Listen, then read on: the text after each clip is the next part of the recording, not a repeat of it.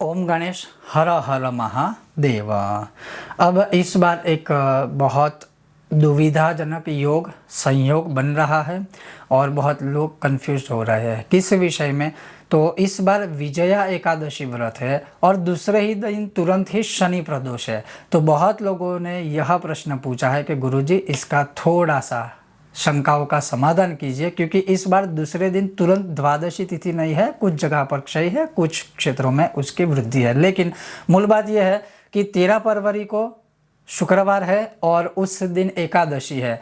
तो जो लोग एकादशी का व्रत करते हैं तो दूसरे दिन पारण करने पड़ेंगे। तो जो लोग एकादशी भी करते हैं, प्रदोष का व्रत भी करते हैं, शनि प्रदोष है उसका व्रत करते हैं, तो फिर पारण कैसे करेंगे। और आज वही कन्फ्यूजन और वही शंकाओं का समाधान मैं करूंगा। अगर आपको यह विषय वीडियो पसंद आए, हर हर महादेव कह के लाइक कीजिएगा, अधिक से अधिक शेयर कीजिए, चैनल पर नए हो तो सब्सक्राइब कीजिएगा। तो चलिए शुरू करते हैं। अब सबसे पहले ये सुनिए कि एकादशी अगर आप व्रत करते हो तो जैसे हर एकादशी का एक नियम है कि दशमी तिथि से ही शुरू होगा। जैसे अगर हम यहाँ पर बात करें विजया एकादशी की, तो संक्षिप्त में उसका सिर्फ 2 पंक्तियों में महात्म्य बता दूं तो जैसे रामचंद्र भगवान ने स्वयं ही यह एकादशी का व्रत किया था और लक्ष्मण जी का पूरा संवाद आदि है, फिर उनका मतलब विजय हुआ था और वो सारी चीज़ें हैं जो कथा के अंतर्गत आती है। तो वो एक बात है। तो अगर हमें भी विजय प्राप्त करना है, जय प्राप्त करना है, तो यह एकादशी करनी ही चाहिए हर एक मनुष्य को।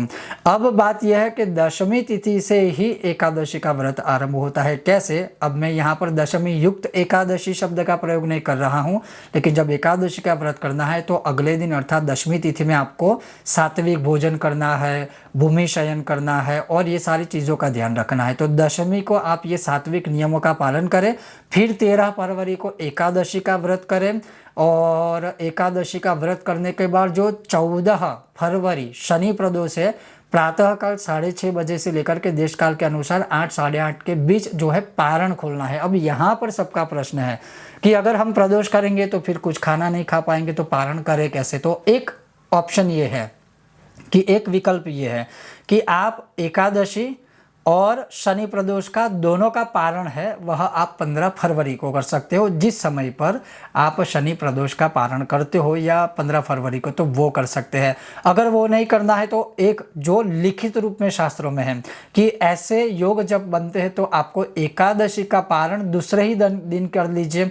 अब उसमें क्या करना है कि जो समय मैंने आपको बताया उसमें आपको जल पी करके भी पारण खोल सकते हो। तो जल पी करके आप पारण खोल सकते हो, उससे आपका शनि प्रदोष का भी व्रत कंटिन्यू रहेगा, कोई दोष नहीं लगेगा। अन्न नहीं खा पाओगे तो ऑटोमेटिकली वो व्रत कंटिन्यू हो जाएगा, एक व्रत पूर्ण होगा, दूसरा शुरू हो जाएगा।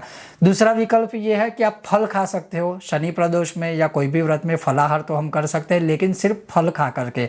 तो एकादशी व्रत अगर आपने किया है तो 14 फरवरी 6:30 से लेकर के 8 के बीच है, वो आप जल पी करके जो है या फल खा करके एकादशी का पारण खोल दीजिए। उसके पश्चात अगर आप शनि प्रदोष का व्रत करते हो या करना चाहते हो तो फिर आप वो जो शनि प्रदोष या प्रदोष का व्रत है वो कंटिन्यूस कीजिए। और शाम को तो वैसे भी जो प्रदोष काल है उसमें शिव पूजा आदि करने के बाद आप भोजन आदि कर सकते हो, तो फिर कोई दोष नहीं लगेगा। तो वो इस प्रकार से आप कर सकते हो। कहने का तात्पर्य है जब ऐसा योग बनता है तो ऑब्वियसली कहीं ना कहीं शंकाएं रहती है, कहीं ना कहीं मन में कुशंकाएं भी रहती है, एक प्रश्नार्थ चिन्ह भी रहता है। लेकिन बस आपका जो प्रश्न था उसी के विषय में मैंने एक प्रयत्न किया है कि आपके मन के संदेह शंका शास्त्रों के अनुसार हम दूर कर पाए, वही मैंने किया है। अगर आपको यह विषय वीडियो पसंद आया हो, लाइक करें, शेयर करें, चैनल पर नए हो तो सब्सक्राइब अवश्य कीजिएगा।